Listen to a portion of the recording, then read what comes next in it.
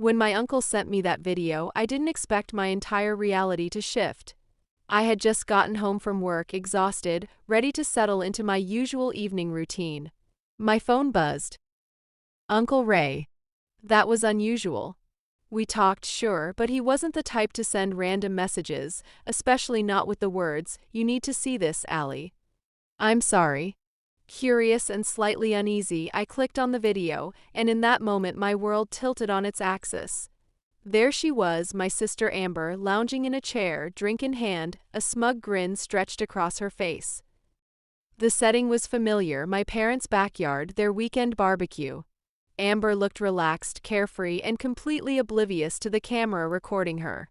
"I mean, come on," she was saying, rolling her eyes dramatically. "Allie's too dumb to ever kick me out. She just lets me stay there, rent-free like an idiot." Laughter, not just hers. Others chimed in.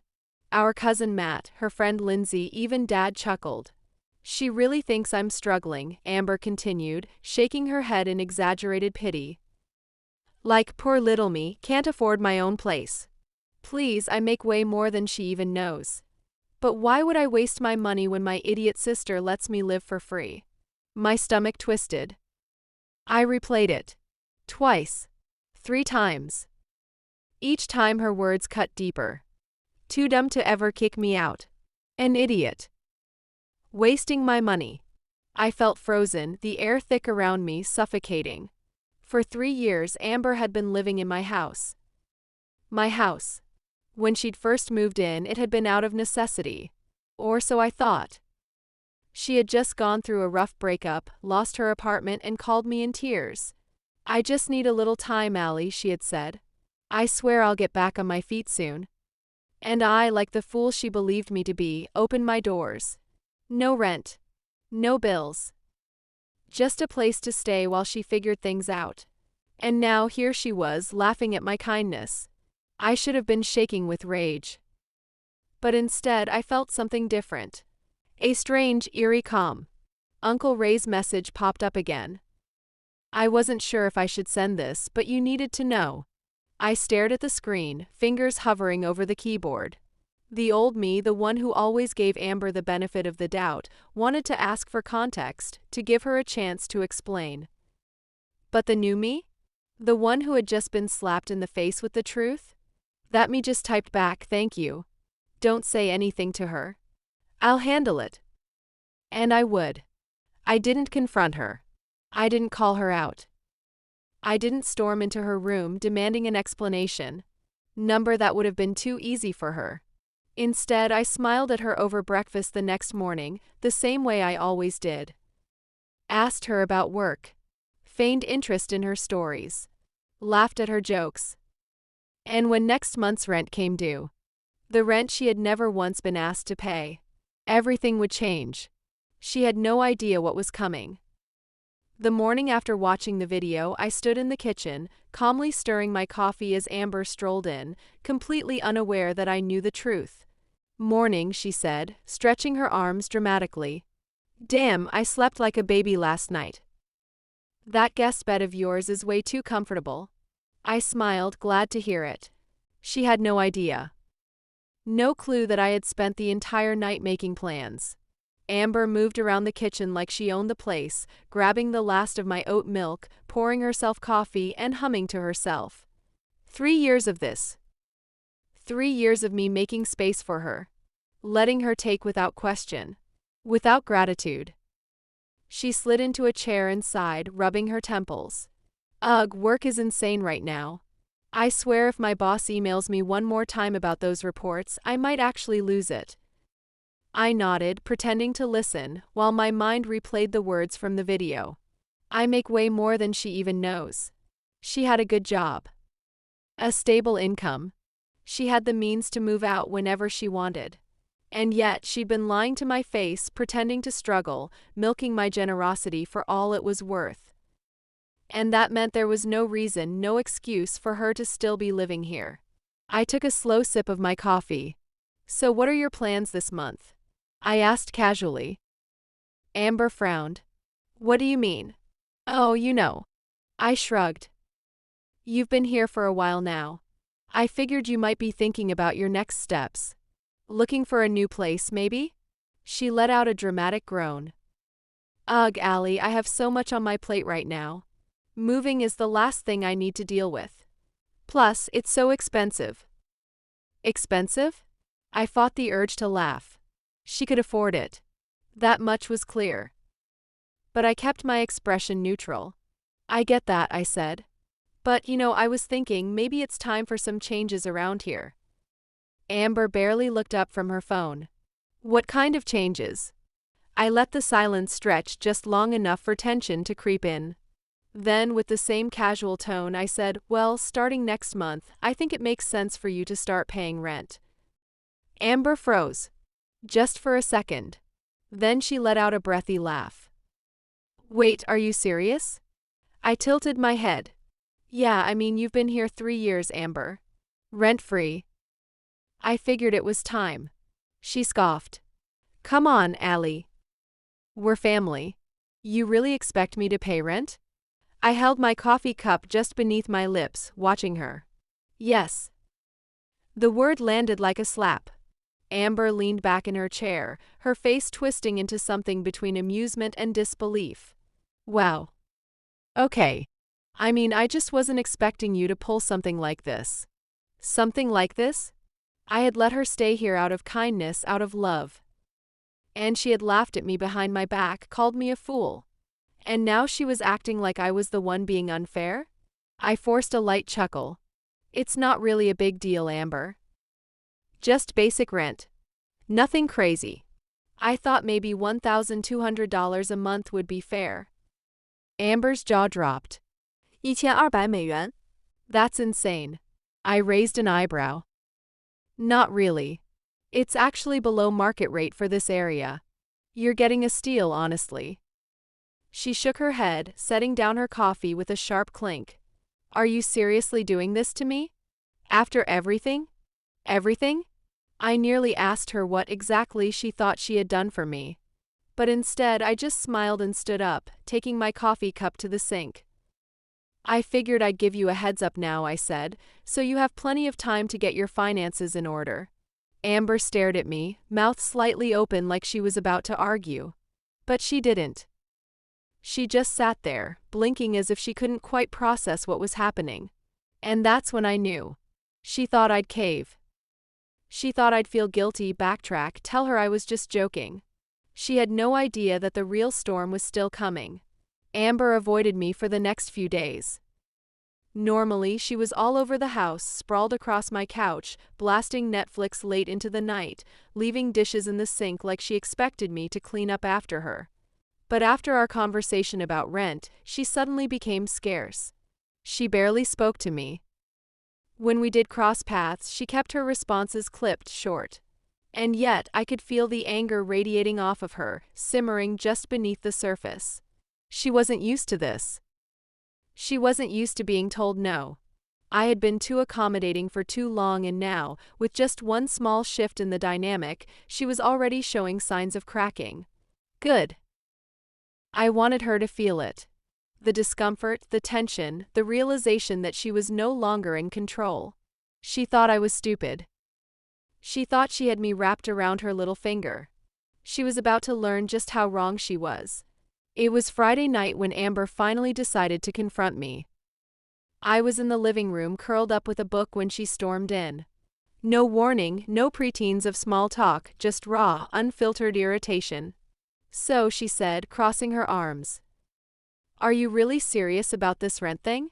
I looked up, completely unfazed. Yeah, why wouldn't I be? She scoffed, pacing back and forth. I just don't get why you're doing this now. After 3 years, it makes no sense. I set my book down, meeting her gaze. Because it's time, Amber. You have a job. You make good money.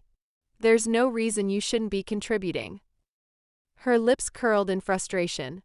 We're family, Allie. Family helps each other. You're really going to start treating me like some random tenant? I didn't flinch. You're living here like a tenant. Why shouldn't you pay like one? Amber's nostrils flared. I could see the gears in her head turning, scrambling to find a way to twist the situation in her favor. Then, like clockwork, she switched tactics. She sighed dramatically, softening her voice. Look, I know I joke around a lot. Maybe I don't always show it, but I appreciate you, okay? I've been going through a lot. Ah, the guilt trip. Classic Amber. I tilted my head. A lot? She nodded, sighing as if the weight of the world was on her shoulders. Work stress, personal stuff. You know, life. I don't talk about it much because I don't want to burden you. I let that sit for a moment, then said, So you have the money then? Amber blinked. What? You said it's life stress, not financial. So paying rent shouldn't be an issue. I mean, technically, yeah, I could pay it, she admitted, waving a hand dismissively. But why should I? You don't even need the money, ally. It's not like you're struggling. And there it was. She didn't think she owed me anything. She thought my kindness was an obligation. A slow, amused smile spread across my lips. It's not about whether I needed Amber. It's about fairness. She rolled her eyes. Oh my God, fairness? Are you serious right now? Yes. Amber let out a bitter laugh. Wow, you've really changed, huh? I kept my voice light. Maybe. Or maybe I've just opened my eyes. I saw it, just for a second. The flicker of panic in her expression. She still thought she had control. But something felt different now. And she didn't like it. She inhaled sharply, shaking her head. Well, I'm not paying rent. So I guess you're gonna have to figure out what to do about that. I held her gaze. Let the silence stretch. Let her think she had the upper hand. Then I smiled. Okay. That was all I said. Just okay. And I watched as uncertainty crept into her face. She had expected me to argue, to plead, to negotiate. But I didn't need to. Because next month was coming. And she had no idea what was waiting for her. The first of the month arrived quietly. Amber, on the other hand, did not. She stomped into the kitchen that morning, acting like she didn't have a single worry in the world. She poured herself coffee, grabbed one of my expensive protein bars, one of many little luxuries she never bothered replacing, and flopped onto the couch, scrolling on her phone like she always did. She was relaxed. Smug even. Because she thought I had backed down. She thought my little rent talk had just been a bluff. A moment of frustration I'd eventually let go of. She thought she'd won. But she hadn't. And she was about to find out. At exactly 9 a.m., Amber's phone buzzed. I watched from across the room as she frowned at the screen. She tapped a few times, then suddenly sat up straighter. What the hell? She muttered. She turned her phone toward me, eyebrows raised. Allie, I just got an email from your rental management company. What the hell is this? I set my coffee down calmly. Oh, right. That's your lease agreement. Her mouth fell open. My what? Lease agreement. I repeated like it was the most normal thing in the world. Since you said you weren't paying rent, I decided to formalize everything. That email is your rental contract with the property management company I hired. Amber blinked. She looked at the email again, scrolling frantically. This says my first rent payment is due today. That's right. I nodded. I figured I'd make it official. Her head snapped up. You're actually serious? As a heart attack. She let out a sharp, bitter laugh. Oh my God. You're insane. I raised an eyebrow. No, Amber. I'm just done being taken advantage of. I could see it happening now. The cracks in her confidence. The way her mind was racing, trying to find an escape. A way to talk herself out of it. I waited. And right on cue, she flipped tactics. She softened her voice, switching into victim mode. Allie, come on, she said, pressing a hand to her chest like I had personally wounded her. You're my sister. I thought we were supposed to support each other. We are, I said.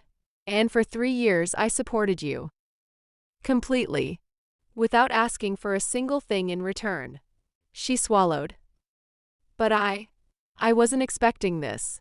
You never gave me a warning. I let out a small laugh. I gave you a full month's notice. That's more than fair. Amber's face twisted. I don't have the money for this right now. I tilted my head. That's interesting. Because last week I heard you on the phone bragging about buying VIP tickets to that music festival next month. Her mouth snapped shut. Gotcha. I leaned forward slightly. So you have the money. You just don't want to pay me. Amber's face turned red. That's not. I held up a hand, cutting her off. Look, Amber, you have two options. You can sign the lease and start paying rent like a normal adult, or you can move out. Simple? Her jaw tightened. She was seething, but she knew I meant it. She crossed her arms. And if I don't do either? I smiled. Then, as per the lease terms, you'll receive a 14-day notice to vacate. And if you still don't leave? Well, then I'll have to file for eviction. Amber's eyes went wide. Eviction? She hissed like the word itself was an insult. You would actually do that to me? I would, I said simply. Because you did this to yourself. She jumped up from the couch, pacing in frustration. I could feel her panic, the way her entire world had just shifted in a way she wasn't prepared for. I cannot believe you're actually doing this, she muttered, shaking her head. I picked up my coffee again. Believe it. She stormed toward the door, grabbing her bag. I'm going out, she snapped. Take your time, I said cheerfully. But just a heads up, if you don't pay by the end of the day, that 14-day notice will be delivered first thing tomorrow morning. Amber didn't respond. She just slammed the door behind her. And I smiled. Because for the first time in 3 years, I was finally in control. Amber didn't come home that night. Or the next. I wasn't surprised. This was exactly her style. Run away from problems, avoid responsibility, and hope they magically disappear. But I wasn't her problem. I was her landlord. And when she finally did come back 3 days later, I was ready. It was late, almost midnight, when I heard the front door creak open. I sat on the couch, pretending to be engrossed in my laptop.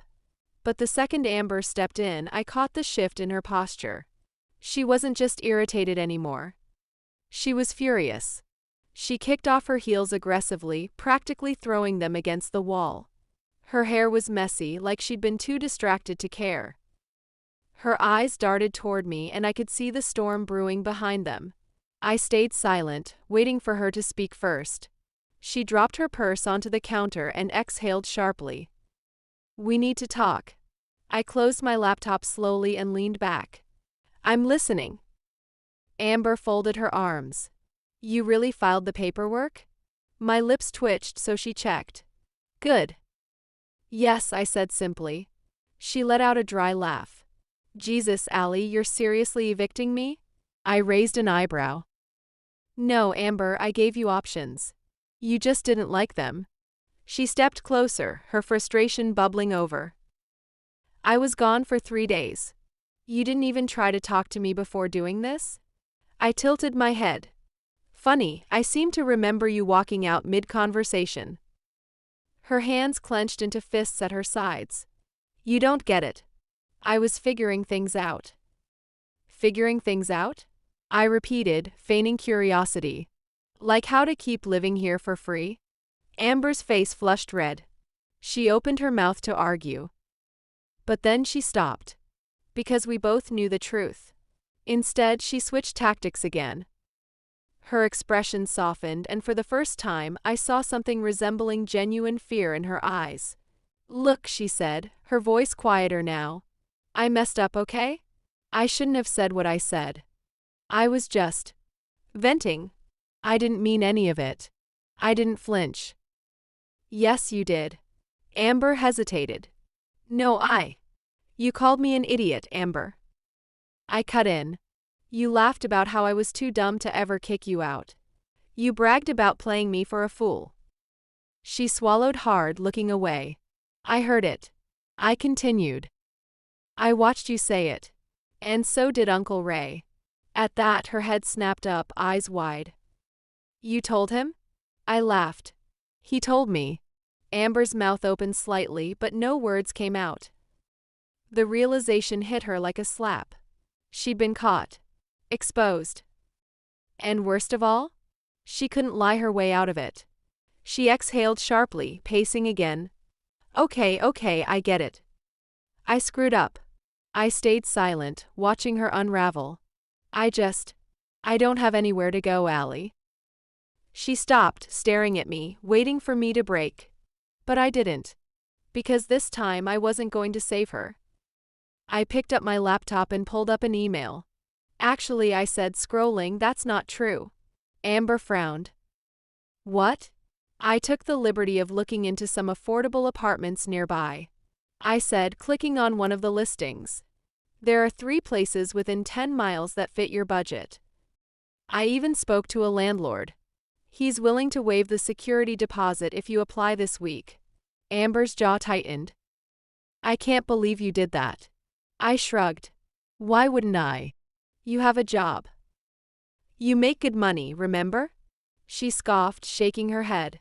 You're actually enjoying this, aren't you? I met her gaze, voice calm. No, Amber, but I am done being used. She took a sharp breath, but she didn't argue. Because she couldn't. She knew I was right. I gave her every chance. I treated her with kindness, with patience. I offered her options. But in the end, she had made her choice. And now? She had to live with it. Amber let out a bitter chuckle. Wow, so this is really happening. I nodded. It is. She glanced toward the hallway, toward her bedroom, the place she had treated like her own for years. But it wasn't hers. It never had been. She turned back to me, jaw clenched. Fine, she muttered. I'll be out by the end of the week. I gave her a small, knowing smile. Good. And just like that, the power shifted. For the first time in years, I wasn't the fool. I wasn't the pushover. I wasn't the idiot. I was free. Amber moved out 3 days later. She didn't say much as she packed. No snarky remarks. No passive-aggressive comments. She barely looked at me. And honestly, that was fine. She had spent years treating me like a fool, taking my kindness for granted. Now, for the first time, she was forced to stand on her own 2 feet. And it was long overdue. The night before she left, I found her sitting in the living room, staring at nothing. A half-empty suitcase sat beside her. I hesitated for a moment, then walked over and sat across from her. She didn't look up. For the first time in forever, Amber wasn't playing a role. She wasn't acting superior or smug or manipulative. She just looked small. And maybe, just maybe, a little lost. I took a deep breath. Amber. She finally glanced at me. What? I studied her face. The exhaustion in her eyes. The tension in her shoulders. I don't hate you, I said quietly. Amber snorted, shaking her head. Could have fooled me. I sighed. I wish things had been different. She frowned, looking down at her hands. Yeah. She muttered. Me too. I let the silence stretch, then said, You know, I didn't do this to hurt you. Amber's jaw tightened. It still feels like you did. I nodded slowly. Maybe. But think about it, Amber. If I hadn't stopped this now, when would you have left? Would you have ever left? Her lips parted, but she didn't answer. Because she knew. She had been perfectly happy living off of me, knowing I'd never push back. And if I hadn't seen that video, she would have kept going forever. Amber exhaled, rubbing her temples. I don't know, okay? She trailed off, shaking her head. I leaned forward. You're smart, Amber. You're capable. You've had the means to take care of yourself for a long time. So why didn't you? She swallowed.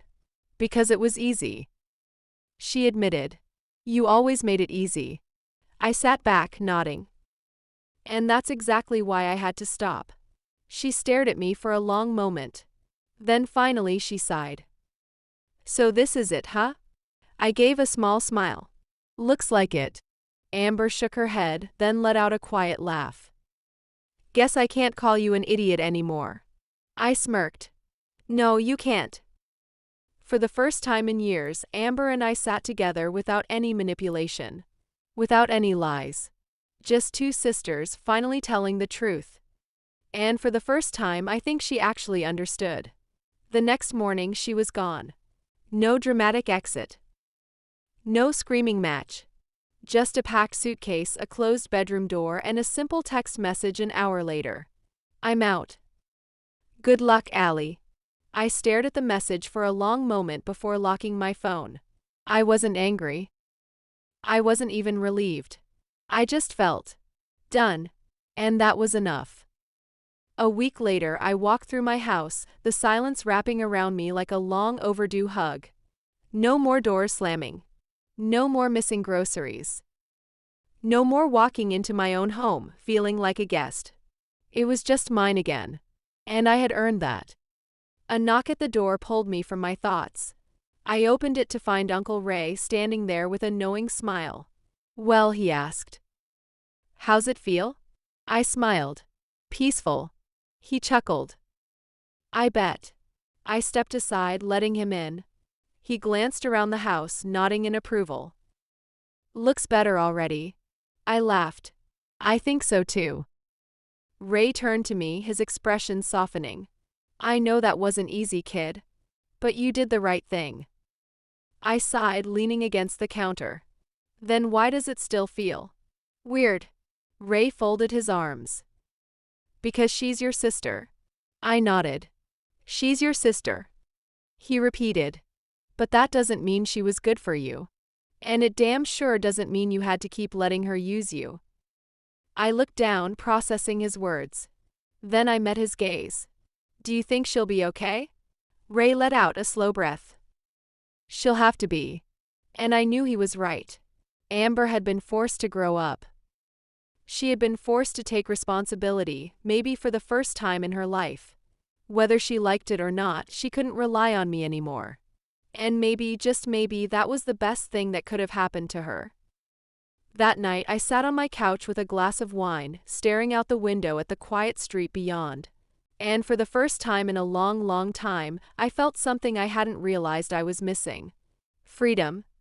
I had spent years letting someone else take up space in my life, in my home, in my peace. I had given and given and given, and received nothing but manipulation in return. And now? Now I was free. I smiled, taking a sip of my wine. Amber had laughed about playing me for a fool. She had underestimated me.